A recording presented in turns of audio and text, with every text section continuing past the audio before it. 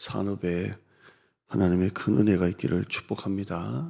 가정에도 하나님의 평안한 복이 있으면 좋겠어요. 우리 예수님께서 부활하셔서 그 다락방에 숨어 있는 제자들에게 오셔서 평강이 있을지어다 그랬거든요.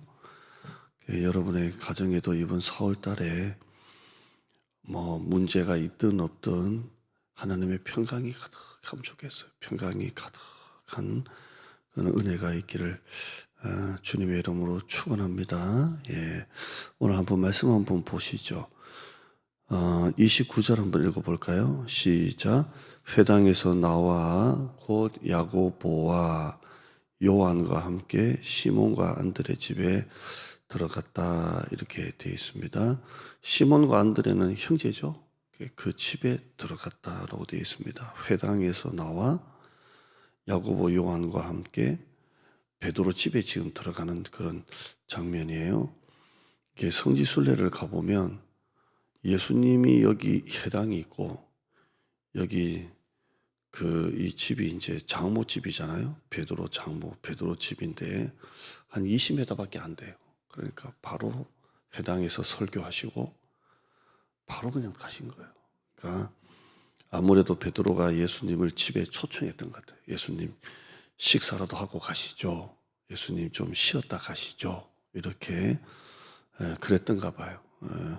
근데 이 30절 한번 봐요. 30절에 보면 바로 앞이 집이니까 들어가시죠. 이렇게 좀 식사도 하시죠. 뭐 이랬던가 봐요. 근데 30절 읽어봐요. 시작. 시몬의 장모가 열병으로 누워 있는지라 사람들이 곧 그 여자에 대하여 예수께 여짜온대. 집에 갔는데 베드로 장모가, 베드로 결혼했어요, 안 했어요? 베드로 미혼 아니에요. 베드로는 기혼자예요, 기혼자.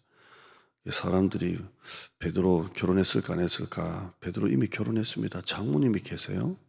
그 장모가 아파서 누워 있어요.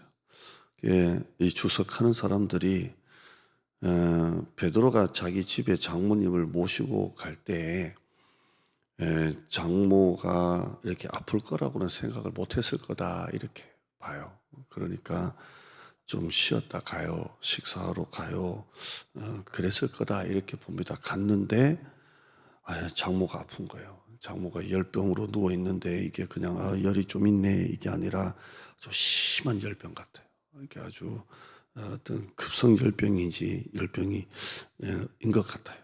그러니까 베드로가 좀 깜짝 놀랐을 거라 이렇게 봅니다. 장모가 열병으로 누워 있는지라 집에 예수님 모시고 갔는데 그래서 성경에 보면 30절에 베드로가 원래는 만약에 모시고 들어갈 때 아팠으면 예수님 우리 장모님 좀 고쳐주세요. 회당에서 나오시는 예수님을 붙잡고 좀 고쳐주세요. 이렇게 할 만한데 그런 내용은 없어요. 그냥 갔는데 장모가 누워있고 30절에 보면 사람들이 그 여자에 대하여 예수께 여짜온데 이렇게 된 걸 보면 사람들이 옆에 있는 사람들이 이렇게 예수님께 고쳐달라고 이렇게 합니다. 누가복음 4장에도 기록되어 있는데요. 누가복음 4장에는 사람들이 간구했다 이렇게 되어 있어요. 사람들이 좀 이 집 아줌마 좀 고쳐주세요 이렇게 했겠죠. 합니다. 이런 건 이제 우리가 내용을 이렇게 보는 거고요. 이런 결과를 통해서 이런 내용을 통해서 이 예수님이 베드로 집에 들어가십니다. 들어가세요. 29절 봐요. 안드레의 집에 들어가시니 한번 따라할까요? 집에 들어가시니 한 번 더요. 집에 들어가시니. 그래서 오늘 설교 제목이 뭐냐면 예수님께서 우리 집에 들어오시면 이게 설교 제목입니다. 여러분 예수님이 이번 4월 달에 여러분 집에 들어오시기를 축원합니다. 회당에서 나오시는 예수님을 베드로가 우리 집에 가요. 예수님 좀 쉬었다 가요. 식사하고 가요. 차 한잔 하시고 가요. 이렇게 해서 예수님을 자기 집에 모셨어요. 갔는데 생각하지 못했게 장모님이 아파요. 그래서 근데 사람들이 좀 고쳐주세요. 이 집 아줌마 사람이 너무 좋아요. 고쳐주세요. 이렇게 해서 갑니다. 예수님이 여러분의 집에 들어가시니 돼요. 여러분, 여러분의 회사에 기도하는 사람이 있다는 것도 참 소중하고, 여러분의 집안에 기도하는 어르신이 있다는 거 너무 소중하고요. 여러분의 가정에, 지금 여러분의 가정에 기도하는 아빠나 엄마나 누군가 있다는 게 너무 중요하고요. 기도하는 조상이 있다는 게 너무 중요해요. 참 중요해요. 여러분의 집에 목회자가 집에 들어오는 거 소중한 거고요. 다 소중해요. 제가 오늘 이렇게 어상 예배 서보니까 오늘 예배 드리는 분들이 다 대신방 받은 가정이네요. 그것도 참 희한하네요. 다 받은 가정만 여기 지금 예배를 드리는데, 예수님이 우리 집에 들어오시는 거예요. 들어오세요. 여러분, 예수님이 우리 집에 들어오시면 뭐가 제일 축복이냐면 예수님과 영원한 관계를 맺는 거예요. 아멘. 예수님이 우리 가정에 오시면 예수님과 영원한 관계를 맺는 거예요. 우리는 무당을 불러가지고 부닥거리 안 합니다. 그런데 뭐 그런 걸 믿는 사람들은 지금 또 무당 구슬하더만요. 뭐 1,000만 원, 2,000만 원도 아깝지 않고, 진짜 뭐 하는 것은 1억도 아깝지 않고 막 부닥거리 하더만요. 근데 무당을 불러가지고 부닥거리 하는 건 무당하고 영원한 관계를 맺는 건 아니잖아요. 그냥 가정에 우환이 있고 어려움이 있는데 무당이 굿 한번 하라. 그러니까 얼마요? 그러니까 1,000만 원짜리 있고 2,000만 원짜리 있고 뭐 비싸면 뭐 더 뭐 그랬겠죠. 그러니까 무당 불러가지고 부닥거리 하는 거잖아요. 근데 그 무당과 부닥거리 하면서 이 무당과 영원한 관계를 맺자라는 거는 하나도 없을 것 같아요. 그러나 우리 예수님은 아니에요. 우리가 예수님을 믿는 순간 하나님, 이번 문제만 좀 해결해 주세요. 이번 고비만 좀 넘어가게 해 주세요. 이번에 위기만 좀 잘 좀 되게 해 주세요. 가 아니잖아요.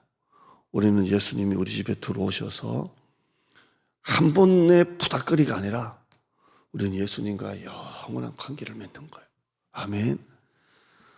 나는 포도나무요 너희는 가지니 너희가 나를 떠나서는 아무것도 할 수 없다. 내가 너 안에, 너의 말인 나의 말인 너의 안에, 내가 너 안에 이렇게 거하면 사람이 열매를 많이 맺는다, 이렇게 말하고 있어요. 우리는 예수님과 이례적인 관계가 아니에요. 영원한 관계예요. 어떻게 보면 병이 생겨서 병 때문에 하나님 앞에 기도하다가 기도로 인하여 병을 고치기도 해요. 좋은 의사를 만나기도 하고, 아니면 하나님이 직접 손을 대셔서 병을 고쳐주시기도 하고. 제가 아는 분이 계시는데 제가 이분 간증을 많이 아껴놓고 있어요. 제가 얼마나 울었는지. 근데 이분이 이 눈 밑에 여기 자꾸 눈물이 줄줄줄줄 나는 거예요. 눈물이. 그래서 이 병원 전 병원 가도 이 눈물이 자꾸 축축하게 나는 걸 못 고치는 거예요. 그래서 정밀 검사를 이렇게 했는데요, 암이 발병한 거예요. 여기 암이 발병을 했는데 이분이 카센터를 해요. 카센터를 하는데 맨날 한 40년을 했어요. 이 차 밑에서 오일을 받고 해서 그런 건지, 그러면 부스러기가 막 떨어져 가지고 젊었을 때는 맨날 눈에 막 이렇게 쇳가루 같은 게 들어가면 또 뭐 기름 같은 게 떨어지면 이렇게 막 닦고 막, 젊었을 때는 몰랐던 거예요. 나이가 드니까 그것 때문이 아닐까 하는데, 이분이 서울대학교 공학부 교수님들이 많이 오세요. 그분. 그러니까 이 서울대 공학부 교수님들이 서울대에다가 바로 연결을 해 주셔가지고 서울대 직통으로 가게 된 거예요. 그러니까 이것도 은혜예요. 이분 얘기하는 것마다 다 은혜. 근데 검사를 해보니까요, 이비인후과가 걸리고요, 눈이 걸리고요. 그러니까 이게 과라고 해야 되나요? 이게 코도 걸리고 눈도 걸리는 분야가 다른 세 개가 딱 걸려버린 거예요. 이쪽에서는 코를 잘라야 된다, 이쪽에는 눈을 빼야 된다, 뭐 이렇게 나오는 거예요. 또 뇌가 걸려서 뇌 신경을 끌어야 돼, 이렇게 되는 거예요. 아무것도 아닌 요 하나가 눈을 빼야 되고 코를 다 드러내야 되고 이렇게 나오는 거예요. 근데 그 낳는 과정을 보니까 하나님의 정말 귀한 도우심이, 어떻게 그 서울대학교 교수님들이 자기 가정에 누가 아픈 것처럼 다 달라붙어 가지고 자기를 놓고 회의를 몇 번을 하면서 결국 눈, 코, 입을 다 살리는 걸로 치료를 들어가서 기적적으로 그게 이제 치료를 통해서 이게 없어지고 그런 과정을 얘기하면서 이분이 안수 집사님이에요. 근데 자기가 이때 하나님을 만났다고 평생 자기가 신앙생활을 하면서 정말 목사님 뒤에서 욕도 하고 목사님 비방도 하고 그렇게 자기가 회개가 나오는 게 목사님 힘들게 했던 게 가슴이 막 찌르더래요. 자기는 그게 죄인 줄 몰랐대요. 근데 이게 막 찔러가지고 그래서 제일 먼저 목사님한테 가서 목사님, 내가 목사님과 지금 지나온 세월이 이 정도인데 하나님이 목사님 힘들게 했던 게 내가 가슴에 탁 주시더라. 그래서 목사님께 제일 먼저 찾아가서 입으로 제가 목사님 너무 힘들겠다고 목사님이 펑펑 울면서 같이 기도받고 그리고 자기 인생에 하나하나 회개할 거 다 정리하고 그리고 완전히 달라졌어요. 그래서 그 전 달에도 그 집사님이었는데 집에 가 이제 그분을 만나면 얼굴이 천사예요. 그리고 저는 그냥 가서 기도해 주거든요. 그냥 싸게 주든 비싸게 주든 그냥 집사님 기도합시다 하는데 그런 과정을 나는 몰랐잖아요. 한동안 안 가다가 그냥 손을 잡고 기도하는데 제 손에 눈물이 그냥 툭툭툭툭툭툭 떨어져.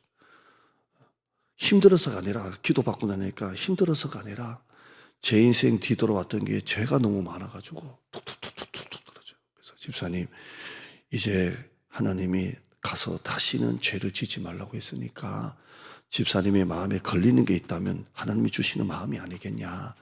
이제 다 회개했으니까 이제는 신앙으로 진짜 목사님 잘 모시고 그렇게 신앙생활 하시고 아들이 다 잘 됐어요. 다 잘 됐는데 자기가 이게 올 줄 몰랐대요. 그 카센터에서 집도 사고 건물도 자기 거고 아파트도 있고 아들 둘도 잘 되고 아들 하나는 아버지 뒤를 이어서 다 하는데 이게 하나 딱 된 걸 통해서 하나님을 제대로 만난 거예요. 여러분 우리 인생에 병을 고치는 것보다 여러분의 어떤 사업의 어려움 때문에 사업이 한 턱을 넘기는 것보다 정말 귀한 것은 예수님이 여러분의 집에 들어가시는 거예요. 아멘. 이건 이례적인 부닥거리 하나로 끝나는 게 아니라 예수님과 영원한 관계를 맺는 거예요. 영원한 관계를 맺는 것입니다. 나는 여러분 가정에 이번 4월 달에 그 어떤 복보다 어떤 일보다 예수님이 여러분의 가정에 들어가는 그런 일들이 있기를 주님의 이름으로 축복합니다. 오늘 말씀 끝에 한번 결론 볼까요? 자, 병이 나았어요. 31절 읽어봐요. 시작. 나아가사 그 손을 잡아 일으키시니 열병이 떠나고 여자가 예수님에게 그들에게 수종들었다 이렇게 되어 있어요. 저는 뒤에 여자가 예수님이라고 해요. 예수님에게 수종을 들었다 이렇게 말씀하고 있습니다. 마태복음에도 나오고 누가복음에도 나오는 내용입니다. 마태복음 8장에도 나오고 누가복음 4장에도 나오는데 예수님께 수종들었다 이렇게 되어 있습니다. 그러니까 이 병을 통해서 예수님을 섬기는 게 되는 것입니다. 이게 영원한 관계입니다. 예수님께서 삭개오에게 삭개오야 내려오라 내가 오늘 너희 집에 유하겠다 이랬잖아요. 이번 한 달 예수님이 여러분의 사업장에 여러분의 사업에 여러분이 앉아있는 그 의자에 여러분의 가정에 예수님이 들어가시는 그리고 주인으로 앉으시는 그런 한 달이 되기를 축복합니다. 예, 기도해요. 하나님 감사합니다. 우리 인생의 가장 소중한 것은 기적이 아니고 문제 해결이 아니고 로또가 아니라 예수님을 만나는 것입니다. 예수님께 수종드는 것입니다. 예수님께 수종드는 겁니다. 내가 너희 집에 들어가겠다. 내가 너희 집에 유하여 하겠다. 문제로 인하여 문제가 해결되는 것보다 문제로 인하여 예수님을 만나는 게 가장 큰 복입니다. 예수님이 우리 집에 들어오시면 예수님이 우리 집에 계시면 내가 너희 집에 들어가겠다. 이번 4월 한 달에 내가 앉는 이 사장님 자리에 내가 앉는 책상에 예수님이 앉아 계시는 한 달이 되게 하여 주시옵소서. 예수님이 우리 가정에 주인으로 계시는 한 달이 되게 하여 주옵소서. 그러면 물질도 돈 걱정도 하나님께 다 맡겨버리고 자식도 하나님께 다 맡기고 예수님이 우리 가정의 주인이시고 예수님이 우리 사업장의 주인이시고 예수님께서 우리 가정에 들어오시면 이라고 말씀하고 있습니다. 참 목사님이 1년에 한 번 우리 집에 들어오는 것도 복인데 예수님이 우리 가정에 계속 계신다는 것은 영원한 축복입니다. 우리 4월 한 달 오늘 이 말씀 첫 예배, 첫 설교, 오늘 첫 예물과 함께 오늘 드렸는데 예수님께서 우리 집에 들어오시면 4월이 되게 하여 주옵소서. 교회도 예수님이 목회하시옵소서. 예수님이 강단에서 설교하여 주시옵소서. 예수님의 이름으로 기도드리옵나이다. 아멘.